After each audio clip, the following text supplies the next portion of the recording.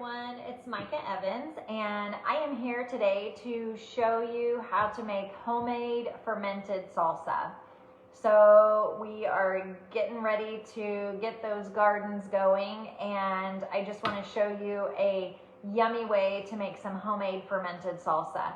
If you've ever made salsa before, it's basically the same, except we're going to add more salt, and that's going to get that fermentation process going. When we make fermented salsa, we are making, the process of the fermentation is going to give it more health benefits. It's going to create, it's going to have probiotics and prebiotics. So there's going to be tomatoes and the cilantro, those kinds of things are going to be probiotics. And by adding onion and garlic, we're going to add some prebiotics to it. So it's really, really simple. You could just chop up all these vegetables and put them in a bowl, add your salt, and pour it into a jar, and then you let it sit on the counter for anywhere from 24 to 48 hours. Only needs about 24 hours. I like it on the extra fermented side, a little more tangy, so I do at least 48 hours myself. But I kind of like the salsa to be a little bit smaller chunks, I guess. So I just buzz it a few times in the food processor. So I've already put some tomatoes in here, and we don't have fresh tomatoes in the garden right now, so I just picked up some of the Campari little tiny tomatoes. They're not cherry tomatoes, they're a little bit bigger, but they've got great flavor. So I just quarter those and I toss those in here in the food processor. And it's 2 pounds of tomatoes. These don't even hardly have a core, so most of them I didn't even core. I just quartered them and threw them in there. The next thing is I have a jalapeno. I have seeded one, I did half that I seeded and took all the veins out, so it's not quite so hot, but you could toss the whole thing in there with all the seeds and make it a little bit spicier, or you could do a couple peppers. This is just kind of a suggestion. I would stick with the 2 pounds of tomatoes and then add the other things. You can go lighter on the onion. You could do green onion instead of red onion. You could do yellow onion, sweet onion, whatever you've got on hand. I like the red onion for this. Then you've got 1 jalapeno pepper. You could do serrano peppers. You could do ghost peppers. However hot you want this, you can do it. You could even do bell peppers if you don't like it spicy. So then you've got some peppers in there. I'm going to throw the rest of my onion. I did a whole onion. And then I just kind of got the stuff chopped up a little bit. Then I've got 6 cloves of garlic that I've just taken the skins off of. I'm going to toss those in there. And then I've got 2 limes that I've just cut in half. So I've got 2 fresh limes. I'm going to squeeze that juice in there.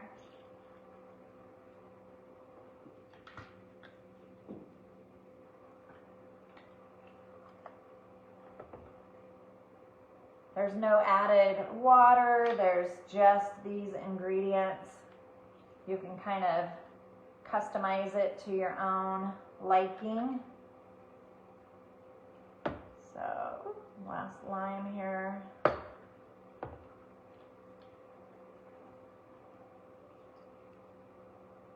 Okay, then I've got some cilantro.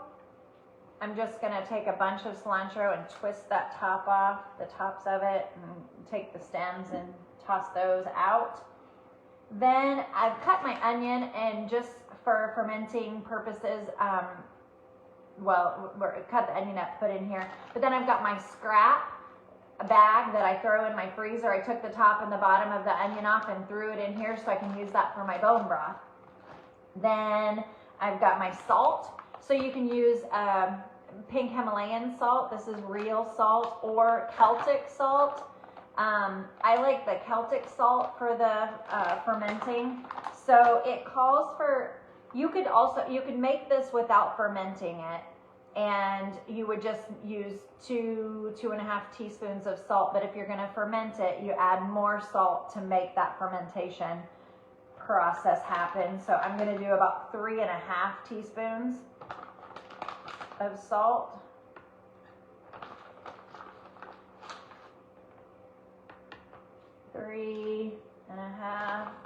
I've got my rubber gloves on for my jalapenos. I've made the mistake of not using a glove, and then I've got jalapeno in my eye, and that's no fun. So now I'm just going to buzz it. Just going to pulse it a few times here.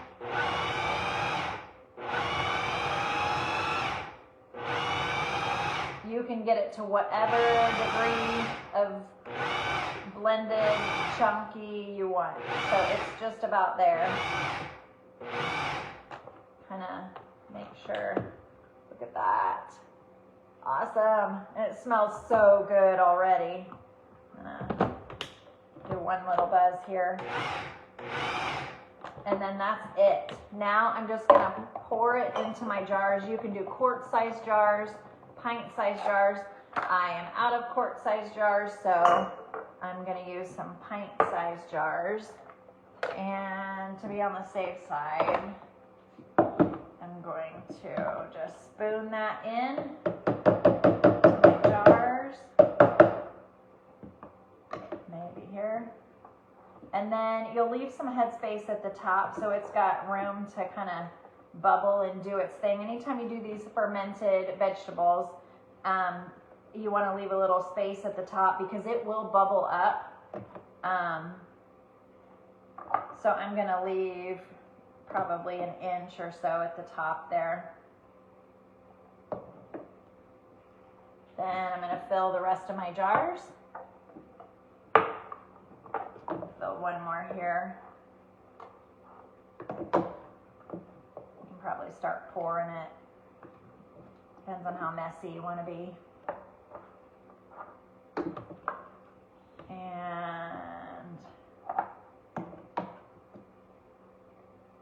then I just use whatever lids I have on hand. Oftentimes for the fermenting, I try to, you could use the metal or the plastic, but I do like the plastic. It gives it a little bit of breathing room. It's not a really tight seal, so it will, make its own gases in here. And so every day you'll just give it a little open and close. It's called burping it. Kombucha is the same way. Just kind of releases some of those gases.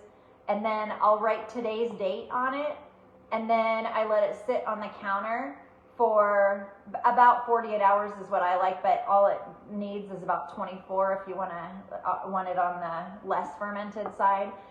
Once it's ready, it has kind of an effervescent, champagne-y type bubbly to it. It's pretty cool. So it's so yummy. And then you just store it in the refrigerator for anywhere from a couple months to up to 6 months. Usually it's all gone long before that 2 months, but you can pour this over your scrambled eggs. You could pour it over your salad. You can do kind of a taco salad and use this as your dressing. Any way that you would have your salsa, this is some of the best salsa you will ever make. So I hope you'll try it. You could plant a little salsa garden and have some tomatoes and some jalapeno peppers. And I don't love cilantro myself, so oftentimes I did use cilantro today, but oftentimes I just use parsley instead. So you can customize this however you want. So just make it however you like your salsa and have some fun with it. So anyway, I hope you guys will try it and let me know if you have any questions. Have a good day.